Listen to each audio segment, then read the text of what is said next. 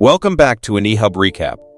Today, we are going to cover part 2 of idaten deities only know peace, so if you haven't watched part 1, I will leave a link in the comment section and in the description. With that said, let's get into the video.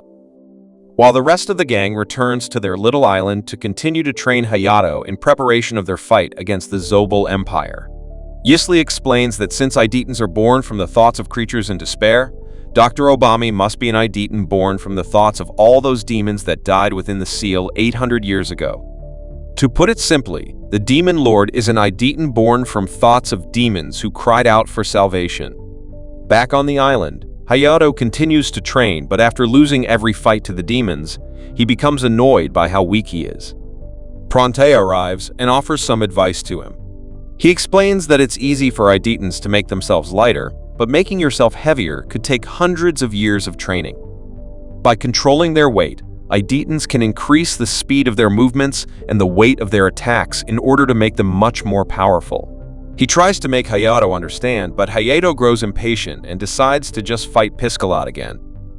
As they start to fight, Hayato imagines increasing his weight, and when he hits Piscalat, he sends her flying, shocking everyone that he was able to learn so quickly. Prontia realizes that Hayato is actually a prodigy, and that this entire time, he was just fighting without any weight behind his punches. With this alone, Hayato is now strong enough to take on the demons and defeat them with ease. Meanwhile, Yisli and Paula travel to the religious nation of Cerebel. They introduce themselves as gods, but of course, the citizens don't believe them. They open fire on Yisli and Paula because they go to church with guns on them for some reason. So Paula jumps down and spreads her angel wings. These wings are fake and the leader sees through her trick, so he pulls out a gun and shoots her. However, Paula catches the bullet. This inhuman feat brings the men to their knees, who now acknowledge that Paula is indeed a god. While having a meeting with the leaders of the country, Yisli explains that the gods will be destroying the Zobel Empire, and that to prevent a global chaos, the gods are prohibiting war between the remaining countries. Instead, the world's remaining superpowers will have to band together to help rebuild Zobel.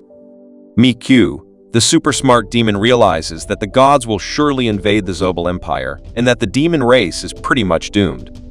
She escapes and leaves a note behind for the demon lord and tells him to escape as well. As she's escaping with 2 other demons in an underground tunnel, the gods arrive at Zobel and start invading the nation with the help of Piscalat and the other brainwashed demons. They forcibly evacuate the area, while Prontia watches the evacuation to try and spot any of the remaining demons. He had been given drawings of the remaining demons, so he has a bit of an idea who to look for, but he can't find any of them despite his wonderful references. Meanwhile, Hayato and his master are flying through the city to search for the demons.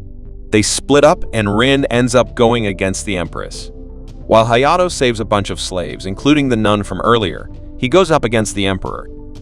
Hayato and the Emperor are pretty evenly matched in terms of strength and speed, but the Emperor has more fighting experience. While Hayato basically has infinite stamina, the Emperor eventually loses to Hayato, but the brash god doesn't even bother to finish him off. He's just satisfied that he won the fight. Having witnessed the fight, the nun arrives and tries to save the Emperor. He tells her that he's just happy to be flashed by a young woman before his death and to leave him to die. She refuses to let him die, but there's really nothing she can do for him now. As he dies, she cries out that if only she had been stronger, she could have protected others, and things would not have turned out this way.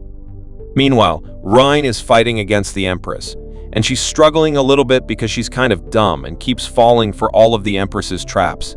But Rin is overwhelmingly powerful and regenerates through every single attack. She eventually wins the fight, but before she has a chance to finish off the Empress, the Demon Lord appears.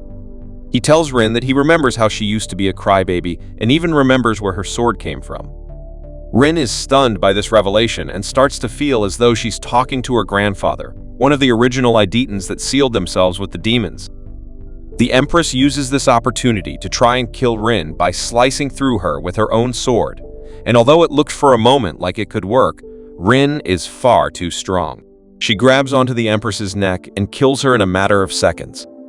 Since the sword slash also obliterated the Demon Lord's robotic suit, Rein is left alone and cries out for her grandfather. Elsewhere, Hayato sees a portal in the sky and pulls a girl out of it. A new idaten has just been brought into this world, and she surprisingly has the same appearance as the nun from earlier. While Hayato and the new idaten fly back to the island, Protea destroys what remains of the Zobel Empire. A few years have passed, and Rin is still inconsolable after her encounter with the Demon Lord, which reminded her of her grandfather. Meanwhile, the rest of the gods are either busy training to exterminate the demons that got away or are working in Zobel to rebuild the empire.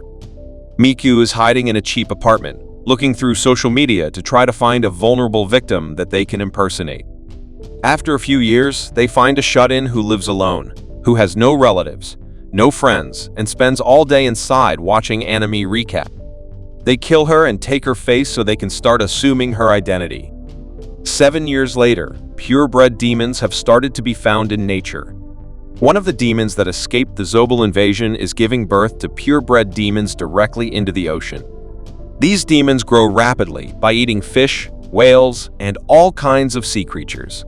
Once Miku is reunited with the Demon Lord who is still contacting them remotely, they put a plan in motion to capture the gods and rebuild the demon race. They realize that Yizli is the smartest god and that they have to get rid of him if they want to have a real chance of winning. The Demon Lord infiltrates the new Zobel Empire in disguise and corners Piscalet with the same aphrodisiac strategy that Yizli had used against her. The Demon Lord operates on her and undoes the brainwashing that was previously done to her by Yizli. Now back to normal. A furious Piscalet mutilates Yizli before capturing him and Paula. Both idetens are taken underground, where they are savagely and violently tortured by the demons. That's all for the video, and if you enjoyed watching, consider liking and subscribing for more like it. Thanks for watching.